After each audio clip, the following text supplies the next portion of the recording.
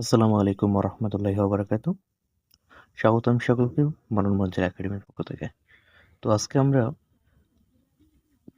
HSC জীববিজ্ঞান দ্বিতীয় পত্র অর্থাৎ প্রাণীবিজ্ঞানের দ্বিতীয় অধ্যায়টা আমরা করব। তো আমরা খুব সহজেই এই অধ্যায়ের গুরুত্বপূর্ণ সিকিউ ইনশাআল্লাহ আলোচনা করব শর্টকাট টেকনিকের মাধ্যমে। কিভাবে তুমি মনে রাখবে এগুলো আমরা আলোচনা করব। তো আমরা কিছু টেকনিক ব্যবহার করব এবং কিছু জিনিসের উত্তর আমরা আমাদের এইচএসসি জীববিজ্ঞান আমাদের শর্টকাট টেকনিকের যে বইটা রয়েছে সেখান থেকে আমরা নিব ইনশাল্লাহ। তো কিছু উত্তর আমরা শর্টকাট টেকনিক থেকে আমরা করব এবং কিছু উত্তর আমাদের বই থেকে নিব। তো তোমাদের এই ক্লাসটা দেখার পরে যদি তোমাদের ভালো লাগে তাহলে তোমরা বইটা কিনতে পারবে। বইটা খুবই স্বল্প দামে আমরা শুধুমাত্র পিডিএফ কপি বিক্রি করি, তোমরা নিতে পারবে। তো চলো আমরা মূল আলোচনায় চলে যাই। তো আমাদের এখানে গুরুত্বপূর্ণ সিকিউগুলো যে গুরুত্বপূর্ণ যে সৃজনশীলের জন্য যেগুলো বেশি এসে থাকে সেগুলো হচ্ছে প্রথমত হাইড্রা থেকে এসে থাকে একটি আদর্শ নিউরোসাইডের গঠন। এটা খুবই গুরুত্বপূর্ণ, এগুলি আসে। এবং তোমরা যেগুলো দেখতে পাইতেছো যে হাইড্রার চলন থেকেও আসে এবং হাইড্রার মৃত্যুজীবিতা, এবং আরও একটি খুবই গুরুত্বপূর্ণ সেটা হচ্ছে হাইড্রার এই যে আত্মরক্ষার কৌশল এটা। ওকে, তো এবং ঘাসফড়িং এর থেকে যেটা আসে সব থেকে গুরুত্বপূর্ণ সে ঘাসফড়িং এর ওমাটিডিয়ামের গঠন। এটা সব থেকে গুরুত্বপূর্ণ, এটা বেশি এসে থাকে। তো এরপরে ঘাসফড়িং এর যে দর্শন কৌশল বা অ্যাপোজিশন এবং সুপারপোজিশন যে দুইটা রয়েছে, এই দুইটা, এবং শোষণ অঙ্গের বর্ণনা এবং হচ্ছে রেশন প্রক্রিয়া, এটা খুবই কম এসে থাকে। এরপরে রুই মাছ থেকে আমাদের যেটা সব থেকে বেশি আমাদের এসে থাকে প্রায়, সেটা হচ্ছে রুই মাছের বায়ুথলির গঠন, এবং রুই মাছের রক্ত সংবহন অনেক সময় এসে থাকে। আর ফুলকা এবং আইসের গঠনের থেকে আমাদের আইসের গঠনটা একটু বেশি আসে, তবে ফুলকাটাও আসতে পারে, তো দেখে যাওয়া ভালো। তো আমি যেহেতু শর্টকাট আলোচনা করব, তাহলে তোমার শর্টকাট টেকনিকে তুমি মনে রাখবে এবং পুরো অধ্যায়টাই খুব ভালোভাবে করবে, তাহলে তোমার যেখান থেকেই কোয়েশ্চেন আসুক না কেন তুমি করতে পারবে। তো চলো আমরা এখন আমাদের টপিকে চলে যাই। তো প্রথমত আমাদের হাইড্রা থেকে আমরা করব। হাইড্রা থেকে আমাদের প্রথম যেটা বললাম যে একটি আদর্শ নিউরোসাইটের গঠন, এটা আমাদের পরীক্ষা এসে থাকে। তো আমরা আগে দেখব যে একটা নিউরোসাইটের অংশগুলো কি থাকে। তো আমরা যদি দেখি একটি নিউরোসাইটের, এটা আমরা একটা আদর্শ নিউরোসাইট। এই নিউরোসাইটের আমাদের এখানে যে গোল আমরা দেখতে পাইতেছি এটা হচ্ছে নিউক্লিয়াস, এবং এখানে এই যে প্যাসানো সাইটোপ্লাজম, এই প্যাসানোর এখানে হচ্ছে সাইটোপ্লাজম এবং ল্যাশো, এটা হচ্ছে ল্যাশো। এরপরে এই যে ফাঁকা যে অংশটা দেখতে পাইতেছো এটা হচ্ছে নেমাটোটিস্ট, নেমাটোসিস্ট, নেমাটোসিস্ট। এই নেমাটোসিস্টের এই যে অংশ, এখানেই আমাদের এই যে হাইডার বা নিউরোসাইটের ভিতরে কি থাকে, বিষাক্ত এক ধরনের পদার্থ থাকে, বিষ থাকে, তাকে বলা হয় হিপনোটক্সিন। ওকে, আচ্ছা। এরপরে দেখো এখানে রয়েছে আমাদের বাট রয়েছে, এখানে বার্ব রয়েছে এবং বার্বিয়ল রয়েছে, যে কাটা অংশগুলোকে একে বার্ব এবং বার্বিয়ল বলা হয়। ওকে, আর এই যে এই অংশটা হচ্ছে অপারকুলাম, আর এই যে যেটা তোমরা দেখতে পাইতেছো এটা হচ্ছে আমাদের উন্মুক্ত সূত্র। এটা হচ্ছে আমাদের একটা হাইড্রার বিভিন্ন অংশগুলো, লিখে দেবো চিত্র নিউরোসাইট। ওকে, এখন আমাদের যেহেতু হাইড্রা নিউরোসাইটের গঠন বর্ণনা করতে হবে, তো প্রথমত আমরা যেটা বলবো এখানে লিখবো প্রথম অংশে যে নিচে হাইড্রা আদর্শ নিউরোসাইটের গঠন বর্ণনা করা হলো। এরপর চিত্র দিবে, চিত্র দিতে বলুক না বলুক চিত্রটা দেওয়া ভালো। ওকে, তাহলে ভালো মার্ক তুলতে সাহায্য করে। তো তোমরা চিত্র দিবে, দেওয়ার পরে এই চিত্রটা দেওয়ার পরে তোমরা এবার ব্যাখ্যা লিখবে যে একটি নিউরোসাইটের বৈশিষ্ট্য। প্রথমে লিখবে যে আবরণ। এটা এই যে এই যে নিউরোসাইট, এটা হচ্ছে দুইটা স্তর এবং দুইটা স্তর এবং দুইটা স্তরের মাঝে কি রয়েছে, দুইটা স্তরের মাঝে সাইটোপ্লাজম আছে এবং নিউক্লিয়াস আছে। ওকে, আচ্ছা, এরপরে 2 নম্বরে নিউমাটোসিস্ট হচ্ছে এটা হচ্ছে নিউরোসাইট কোষের ভিতরের অংশ, এই যে ভিতরের অংশ যেটা বলতেছিলাম, যেটা কাইটিন নির্মিত এবং বিষাক্ত থলির এর ভেতরে, বিষাক্ত থলির মতো, ঠিক আছে, এটা হচ্ছে বিষাক্ত থলির এর ভিতরে হচ্ছে হিপনোটক্সিন নামক বিষাক্ত পদার্থ থাকে। এর গোড়ার অংশকে বাট বলা হয়। কোন অংশটুকু? এই যে দেখো, এই অংশটুকু হচ্ছে বাট। ওকে, তুমি যদি এখন ভালোভাবে বুঝতে পারবে, দেখো এই যে এই অংশটুকু, এই যে গোড়ার অংশটুকু, এটা হচ্ছে বাট। ওকে, আচ্ছা, আর গোড়ার অংশটুকাকে বলা হয়, আমরা বলতেছি বাট, এবং বাটের উপরে 3টা কাটার মতো অংশকে বার্ব এবং ছোট কাটাগুলোকে বারবিওল বলা হয়। এই যে বাটের উপরে বার্ব এবং বারবিওল। ওকে, তোমরা যেটা দেখতে পাইলে। আচ্ছা, এরপরে অপারকুলাম যেটা স্বাভাবিক অবস্থায় নেমাটোসিস্টের সূচক, এখানে সূচক হবে না, সূত্রক হবে। ওকে, এখানে সূচক হবে না, এখানে সূত্রক হবে। এটা আমি মেইন যে তোমাদের এটা পিডিএফ দেবো, এখানে আমি মানে করে দেবো। ওকে, তো এখানে নেমাটোসিস্টের সূত্রক এবং ক্যাপসুল যে ঢাকনা দিয়ে আবৃত থাকে তাকে অপারকুলাম বলা হয়। এই যে অপারকুলাম, দুঃখিত, এটা তো উন্মত্ত সূত্রক। অপারকুলাম হচ্ছে এই যে এখানে। ওকে, আর যেটা হচ্ছে এই যে পেঁচানো, এটাকে ল্যাশো, ওই দুঃখিত, উন্মুক্ত সূত্রক। আর ল্যাশো হচ্ছে এখানে এই পেঁচানো। আর এই যে যেটা সুরের মতো দেখতে পাইতেছ, এটাকে বলা হয় উন্মুক্ত সূত্র। আচ্ছা, এরপর দেখো, তাহলে অপারকুলাম গেল। অপারকুলাম কি?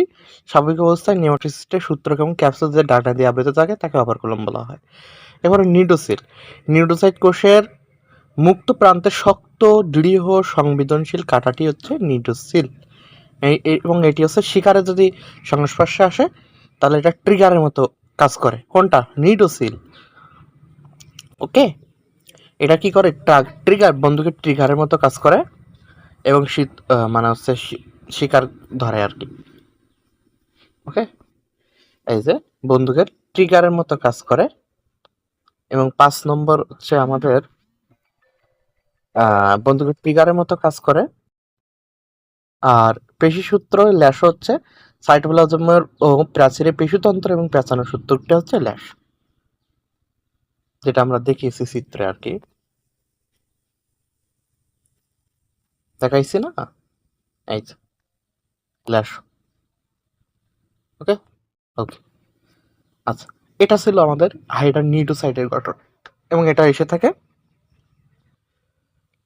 আচ্ছা, তাহলে আমরা একটি আদর্শ নিউরোসাইটের গঠন দেখলাম।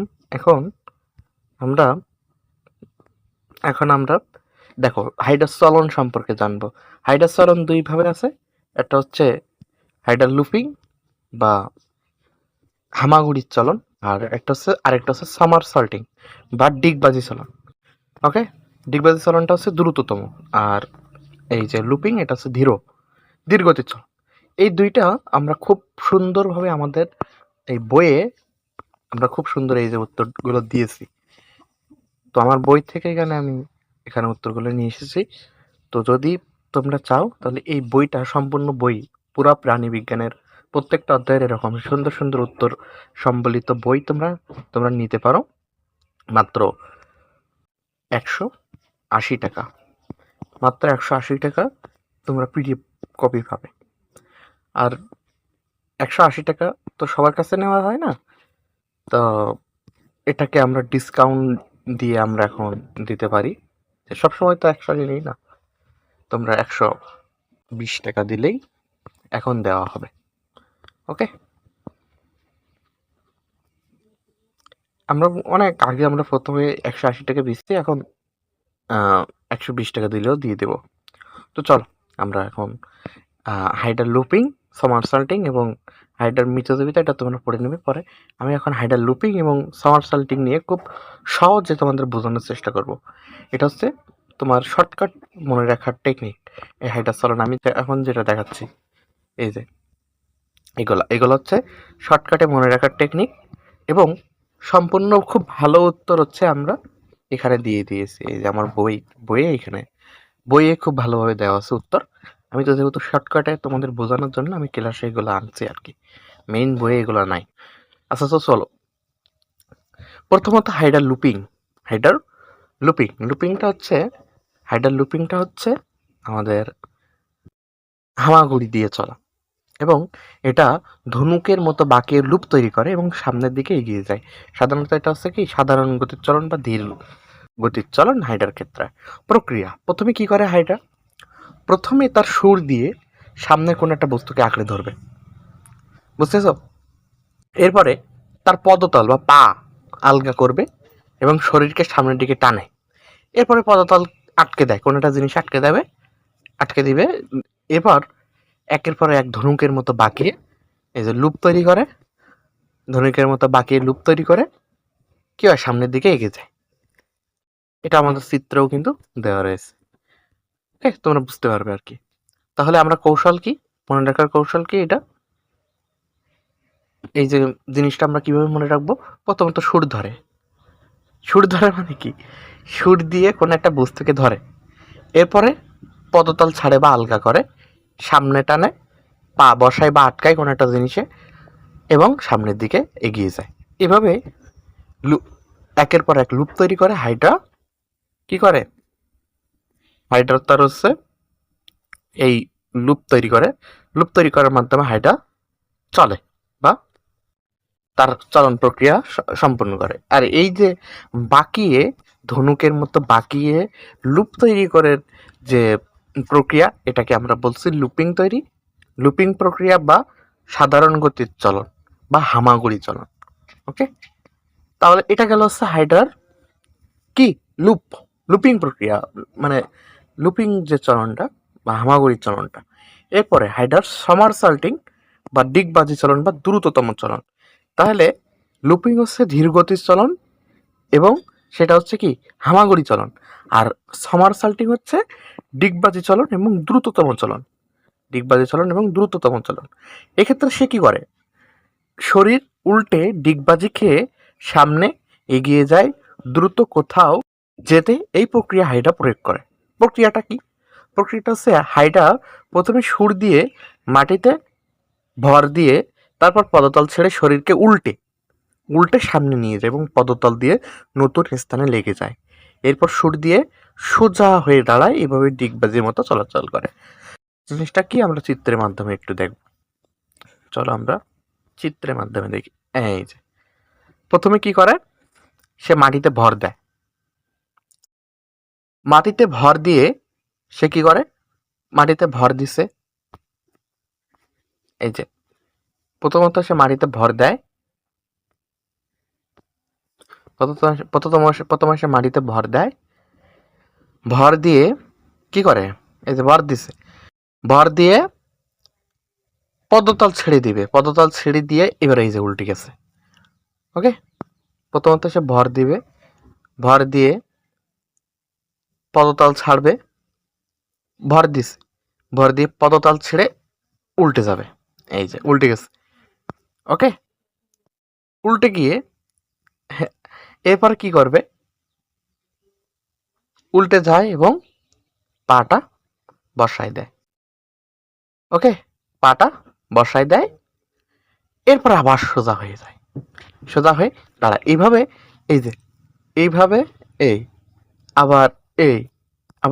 এই যে ডিগবাজির মতো একটা সৃষ্টি করে চলনটা, এটাকে আমরা বলতেছি কি সামারসল্টিং বা ডিগবাজি চলন।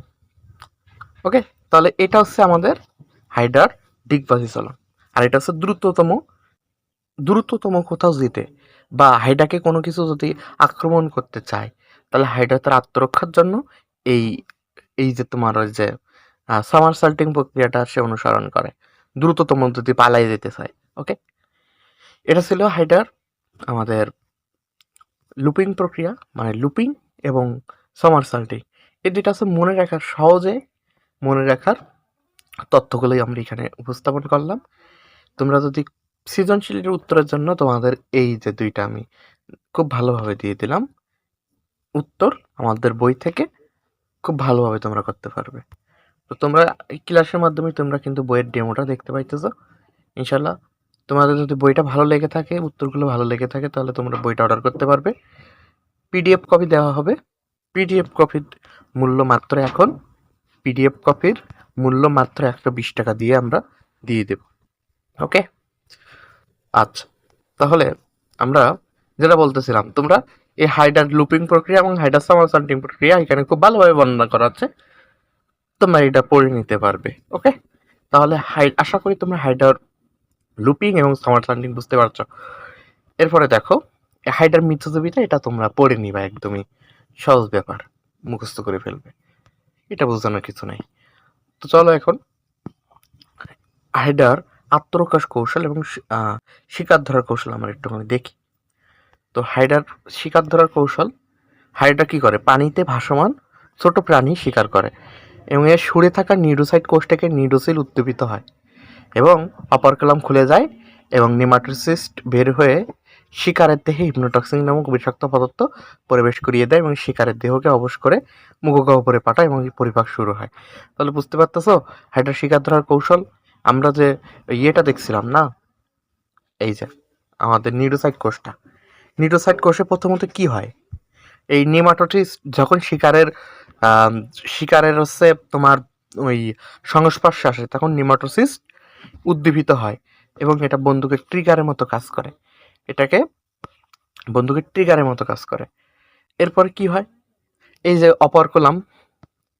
অপারকুলাম যেটা হচ্ছে নেমাটোসিস সূত্রক এবং যে ক্যাপসুল দিয়ে ঢাকনা থাকে অপারকুলাম, এটা খুলে গেলাম এই যে নেমাটোসিস্ট, এটা শিকারের হচ্ছে সংস্পর্শে আসে, বন্দুকের ট্রিগারের মতো কাজ করে এবং এর ভিতরে যেহেতু হিপনোটক্সিন নামক হচ্ছে তোমার বিষাক্ত পদার্থ রয়েছে, এই বিষাক্ত পদার্থ শিকারের দেহে প্রবেশ করিয়ে দেয়, ফলে শিকারের দেহটা অবশ হয়ে যায় এবং সেটা অবশ হলে তো আর এই শিকার তো পালাইতে পারে না, তখন সেটা তার মুখগহ্বরে কি করে প্রবেশ করিয়ে দেয় এবং সেখানে শিকার বা খাদ্য সেটা কি হয়, পরিপাক হয়।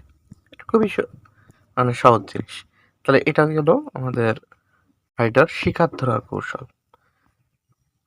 আত্মরক্ষার কৌশল কি, একই ব্যাপার, শত্রুর আক্রমণ এর নিউরোসাইট কোষগুলা ব্যবহার করে বিষাক্ত যে পদার্থ অর্থাৎ হিপনোটক্সিন, এটা প্রয়োগ করে সে শত্রুর দেহকে অবশ করে।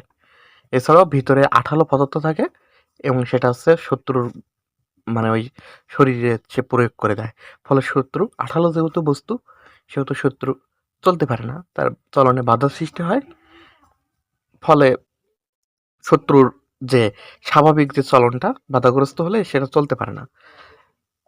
আর যেহেতু হিপনোটক্সিন নামক যে বিষাক্ত পদার্থ দিচ্ছে, ফলে শত্রুর দেহ আস্তে অবশ হয়ে গেছে, সে আর চলতে পারতেছে না। এই সময় হাইড্রা কি করে, নিজেকে ছোট পিণ্ডের মতো গুটিয়ে নিজেকে আত্মরক্ষা করে। এটা হচ্ছে হাইড্রার আত্মরক্ষার কৌশল। ওকে, তাহলে আমাদের হাইড্রার যে অংশটা এটা কিন্তু আমাদের হয়ে গেল।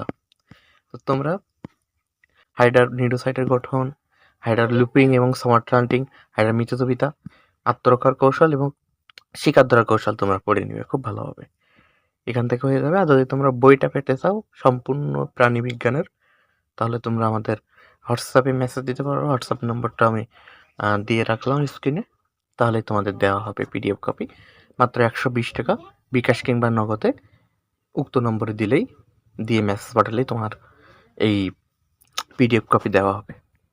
ওকে, তো চলো এখন আমরা ঘাস ফড়িংয়ের ব্যাপারটা আসি।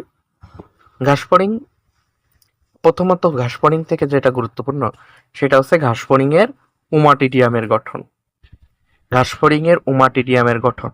তো ঘাসফড়িংয়ের ওমাটিডিয়ামের গঠন এই যে প্রথমে তোমরা এখানে লিখবে যে নিচে ঘাসফড়িংয়ের ওমাটিডিয়ামের গঠন বর্ণনা করা হলো, এখানে লিখবে আগে, এগুলো তো লেখা লাগে না। তারপরে চিত্রটা দিবে, চিত্র দিতে বলুক আর না বলুক তোমরা চিত্র দিবে। তো ওমাটিডিয়ামের এই ঘাসফড়িংয়ের ওমাটিডিয়ামের এই যে অংশটা এখানে, এটা হচ্ছে কর্নিয়া, তারপরে রয়েছে ক্রিস্ট লাইন, এটা তারপর হচ্ছে ক্রিস্টলাইন কোষ, তারপর হচ্ছে এটা আইরিশ রঞ্জক, এটা হচ্ছে রেটিনাল সিথ, এটা হচ্ছে রেটিনুলার, এই যে রেটিনুলার কোষ, আর এই যে এটা হচ্ছে র্যাবডোম, তারপরে এটা হচ্ছে ভিত্তিপদ্মা, আর এটা হচ্ছে স্নায়ুতন্ত্র। ওকে, আচ্ছা, এরপরে দেওয়ার পরে তোমরা একটুখানি ব্যাখ্যা করে দিবে যে প্রথমত কর্নিয়া, কর্নিয়া হচ্ছে বাইরে স্বচ্ছ আলো প্রবেশ করতে সুযোগ করে দেয়। ওকে, তাহলে আলোক কোষ কি? কর্নিয়া। ঠিক আছে, এরপর হচ্ছে ক্রিস্টলাইন কোষ, ক্রিস্টলাইন কোণ এটাকে আলোকে কেন্দ্রীভূত করে। রেটিনুলা কোষ এটাকে আলোক সংবেদনশীল কোষ, রেটিনুলা কোষ। আর র্যাবডোম হচ্ছে রেটিনুলা কোষের মাঝখানে থাকে যা আলোক গ্রহণ করে। ওকে, আর রঞ্জক কোষ হচ্ছে পাশে ওমাটিডিয়ামে আলো যেতে বাধা দেয়। আর অপটিক স্নায়ুতন্ত্র স্নায়বিক মানে সংবেদন মানে সংকেত মস্তিষ্কে পৌঁছায় আর কি, সংবেদন না দিয়ে সংকেত দিলেও হবে, অসুবিধা নেই। তাহলে স্নায়বিক সংবেদন বা সংকেত সৃষ্টি করে মস্তিষ্কে পৌঁছায়। ওকে, এটা হচ্ছে আমাদের ঘাসফড়িংয়ের ওমাটিডিয়ামের গঠন। আচ্ছা, এখন ঘাসফড়িংয়ের দর্শন কৌশল আছে, ঘাসফড়িংয়ের দর্শন কৌশল আছে, সেটা হচ্ছে দুই ধরনের। একটা হচ্ছে অ্যাপোজিশন, পরিষ্কার ছবি যেটা দিনের বেলাতে হয়।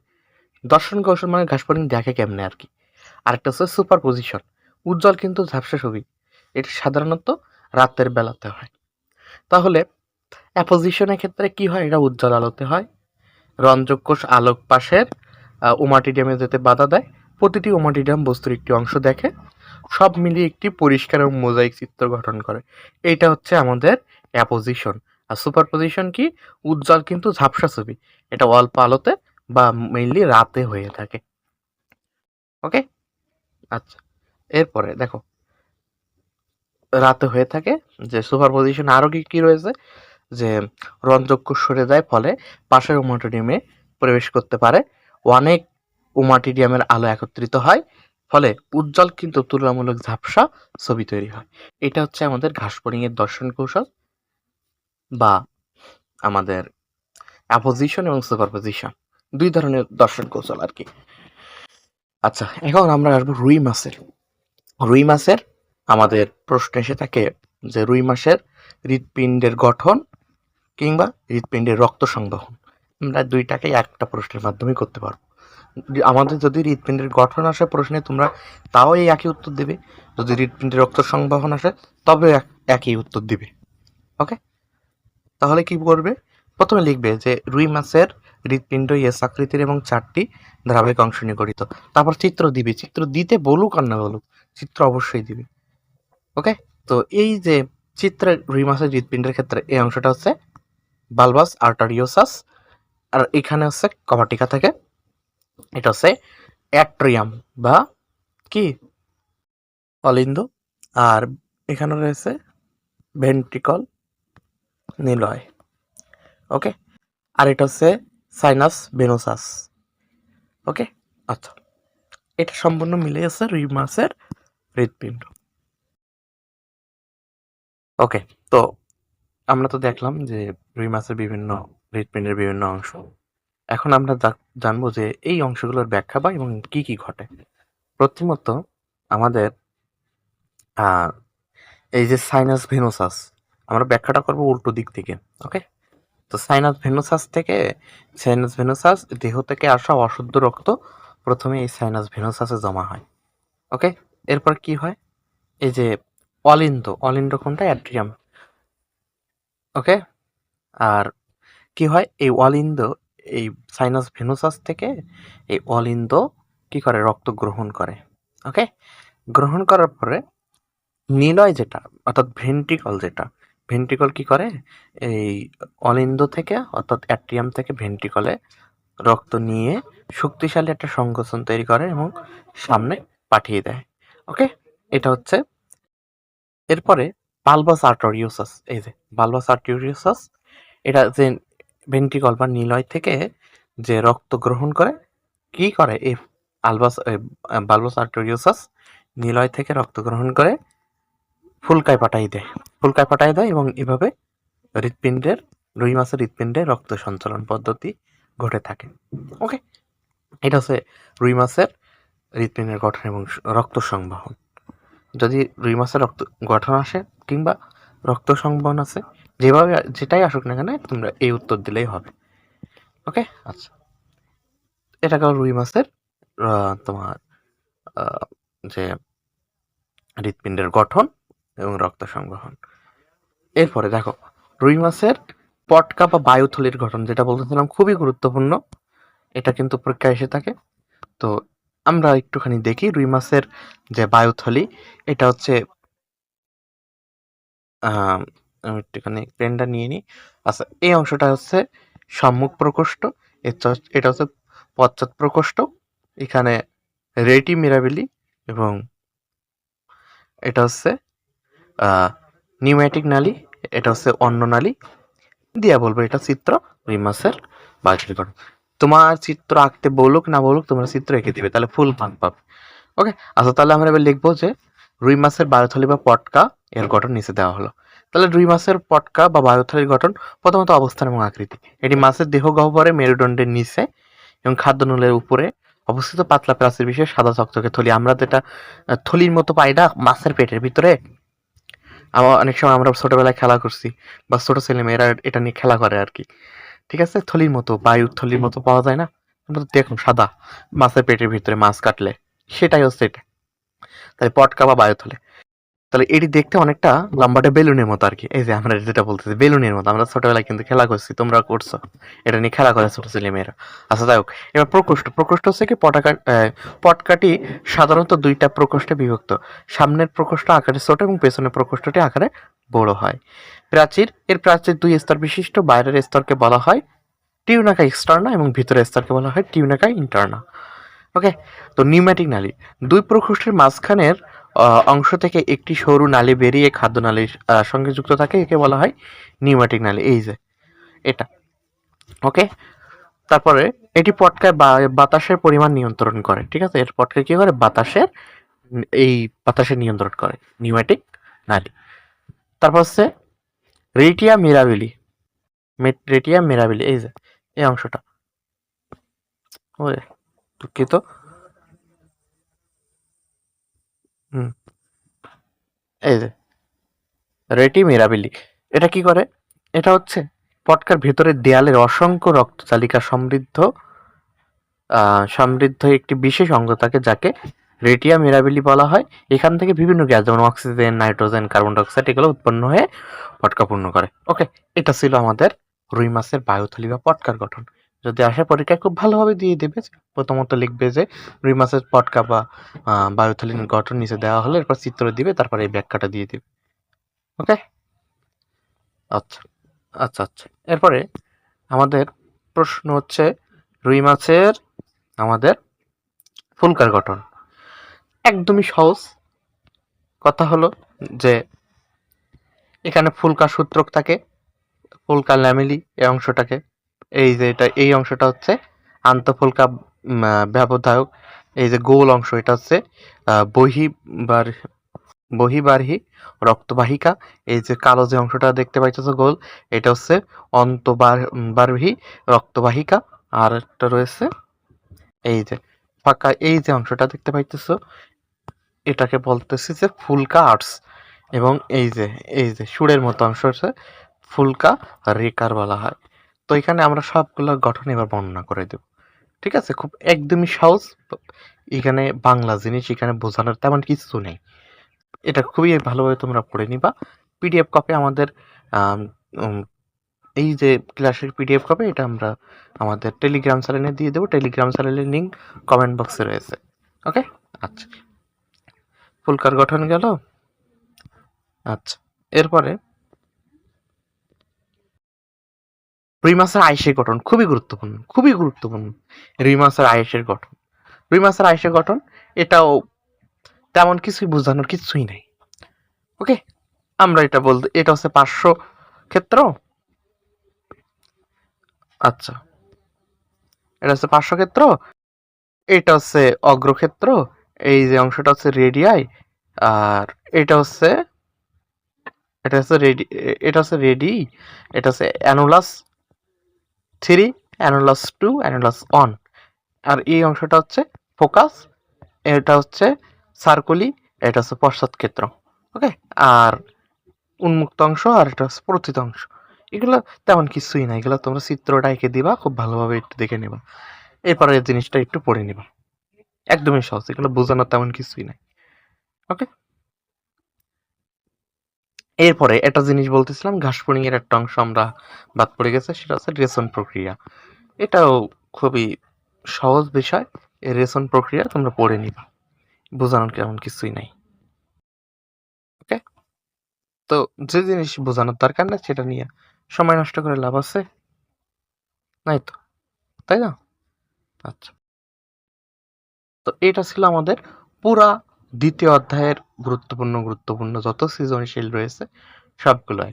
তো আমি চেষ্টা করেছি সহজে শর্টকাট টেকনিকে তোমাদের বোঝানোর, এবং আমাদের এই যে শর্টকাট এইচএসসি যে বিজ্ঞান, এই বইটা যদি তোমরা পেতে চাও তাহলে হোয়াটসঅ্যাপে মেসেজ দিবা, হোয়াটসঅ্যাপে মেসেজ দিয়ে আগে কনফার্ম হয়ে নিবা, ওই নাম্বারে তোমরা বিকাশে 120 টাকা পাঠাবে, বিকাশে 120 টাকা পাঠিয়ে